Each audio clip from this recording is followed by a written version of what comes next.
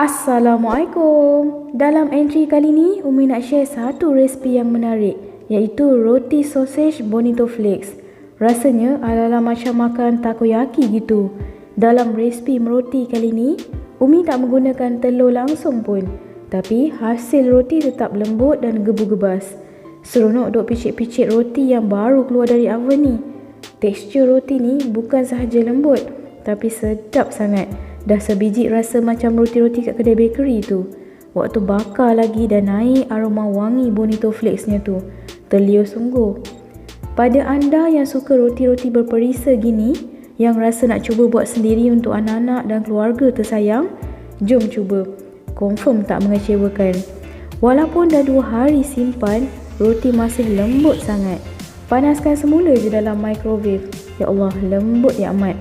Makan pula panas-panas dengan kopi O waktu petang-petang tu, boleh tak sedar licin sepinggan.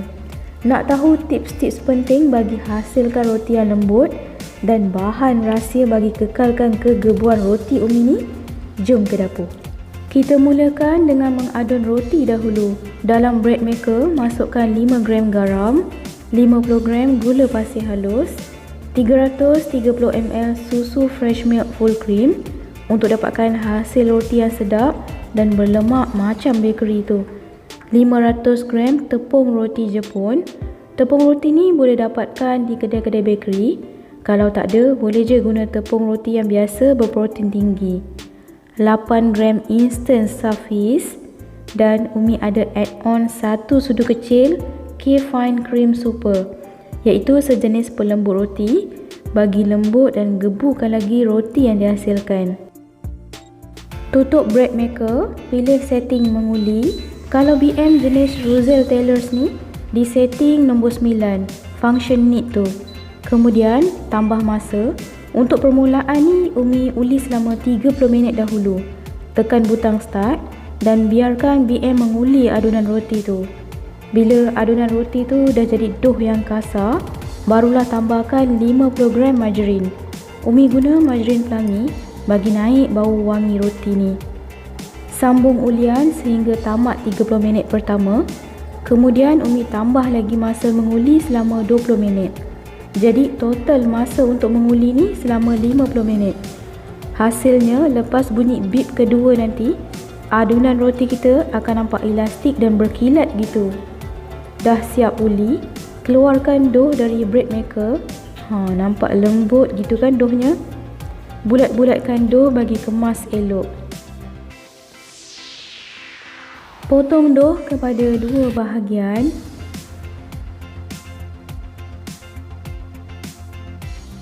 Kemudian potong lagi kepada bahagian-bahagian yang kecil supaya mudah nanti kita nak timbang. Setiap adunan dough Umi timbang lebih kurang 85 gram untuk setiap satu. Kalau anda nak buat saiz roti kecil-kecil, boleh je kurangkan saiz dough tu. Dapat banyak sikit roti tu nanti. Pada yang masih tak tahu macam mana yang dikatakan elastik, bila ditarik dough ni dan direnggangkan macam Umi buat tu, boleh nampak kan doughnya tak mudah terkoyak dan lembut nipis gitu, sehingga boleh nampak bentuk jari Umi tu. Kalau dough dah capai tahap elastik gini, InsyaAllah roti yang bakal dihasilkan nanti akan lembut je. Bulat-bulatkan, licinkan bahagian permukaan atas dough tu dengan menarik dough bawa ke bawah gitu.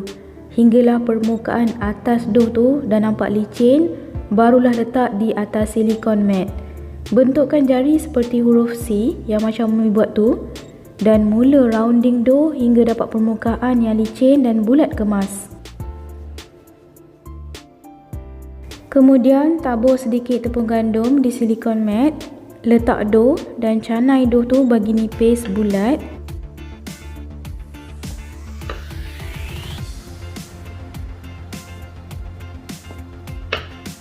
Ikut saiz baking paper tu. Umi gunakan baking paper yang bersaiz bulat sebesar bulatan yang paling kecil di baking mat. Jadi senang sikit kan? Gelik nipiskan. Kemudian perkemaskan dough di atas baking paper tadi dan dah siap tu ketepikan. Sambung langkah yang sama untuk dough yang seterusnya. Paling penting kat sini, Untuk kita pastikan permukaan dough licin dan cantik kemas dah bulatan tu. Dah nampak elok gitu, barulah dicanai hingga dapat bulatan. Saiznya seperti baking paper yang kita guna. Kalau besar baking paper tu, besarlah saiz bulatannya. Kalau kecil, kecillah bulatannya. Senang ada baking mat ni. Umi canai je ikut bulatan yang paling kecil dalam baking mat tu. Boleh nampak kan? Memang ngam cantik dah bulat. Elok je kejadian roti yang dihasilkan. Sangat-sangat mudah kan nak meroti ni?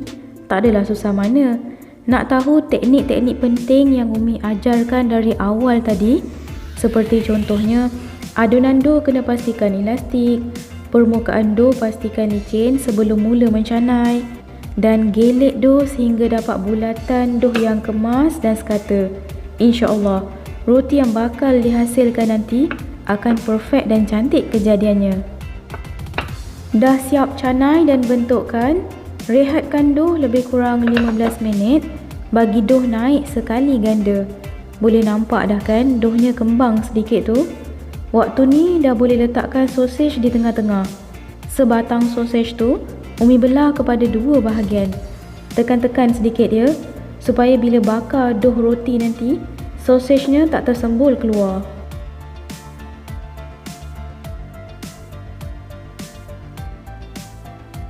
Dah siap susun sausage, drizzle pula bahagian atas sausage tu dengan sos cili. Kemudian drizzle pula mayonis sebagai penyedap rasa dan ia juga membantu untuk lekatkan bonito flakes ni. Bonito flakes ni tabur je atas mayonis dan sos tadi. Tekan-tekan sikit bagi melekat elok. Pada yang tanya mana nak dapatkan bonito flakes ni? Boleh beli di Shopee. Sambung pipingkan sos cili dan mayonis dan letakkan bonito flakes tu sehinggalah dough habis. Macam yang Umi buat ni tersilap sikit rasanya. Sebab bila letak sos dan mayonis awal-awal sambil tunggu dough tu naik kembang, meleleh pula sos dengan mayo tu di tepi-tepi dough roti. Nampak tak berapa menarik bila bakar tu. Jadi untuk lebih mudah, siap je canai, biarkan dough 15 minit, dah naik sekali ganda, letakkan sausage dahulu ya. Kemudian rehatkan dough selama 30 minit. Sehinggalah dough tu naik kembang 2 kali ganda. Sebelum nak bakar dough roti tu, barulah drizzle dengan sos cili dan mayo. Kemudian tabur bonito flakes supaya lepas bakar nanti kemas je hasil roti. Sosnya pun tak adalah meleleh-leleh di tepi roti. Apa-apa pun ikutlah cita rasa masing-masing. Dough dah naik kembang 2 kali ganda tu, barulah bakar pada suhu 160 degree selama 25 minit atau sehingga roti masak sepenuhnya. Masa dan suhu ni bergantung juga ya pada oven masing-masing. Dan Umi letakkan di rak yang kedua dari bawah. Siap dah roti sausage bonito flakes by Umi.